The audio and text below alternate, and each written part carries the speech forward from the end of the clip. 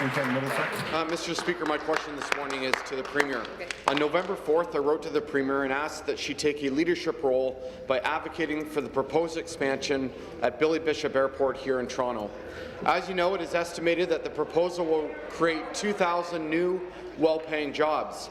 Many of these jobs will be at the iconic Canadian company Bombardier, including jobs here in Toronto at Bombardier Downsview, which recently had to lay off 500 workers. The Premier's support for this project would send an important signal to the federal government and would be the kind of leadership that Ontario desperately needs. Speaker, will the Premier take the opportunity here this morning to stand up for Ontario's workers and clear the air by declaring her support for this important proposal? Minister of Transportation. Thanks very much, Speaker. I thank the member from across the way for the question. It's in fact, it's the exact same question that he asked here in the legislature only a few days ago, Speaker. The answer today remains the same as it was then, which is that as it relates to this particular issue, it's a matter between the federal government, the City of Toronto, and the Toronto Port Authority, and I understand that those are the authorities that are taking care of this matter. Thanks very much, Speaker. Supplementary. Well, Mr. Speaker, there's 2,000 jobs at stake, and all this Premier wants to do is continue to pass the buck.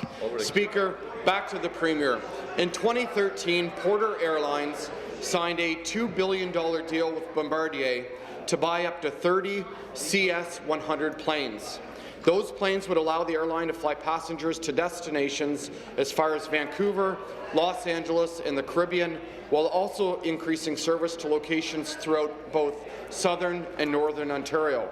Speaker, this proposal will create 2,000 well-paying jobs while generating more than $250 million in annual economic impact for the City of Toronto, but this Premier won't even add her voice to support it. The Premier knows there's a $2 billion deal, thousands of jobs and hundreds of millions in annual economic activity, all at risk.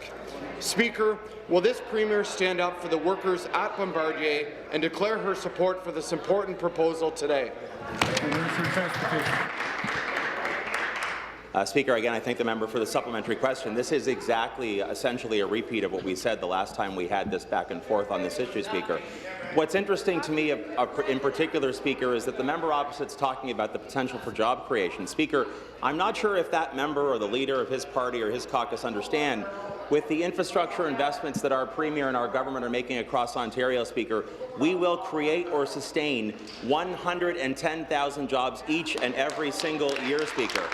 And Speaker, what's fascinating, I know, for the people of Toronto, for the people of the GTHA, and for the people of Ontario, is that with our plan to create over 100,000 jobs annually with infrastructure investments, that member and that party in the Conservative benches, Speaker, continuously vote against and oppose our plan to move the province forward, Speaker. So there's something that's a little bit off here, Speaker. He asks questions about job creation, and he rejects our efforts to build the province up and move Ontario forward. Thanks, Speaker.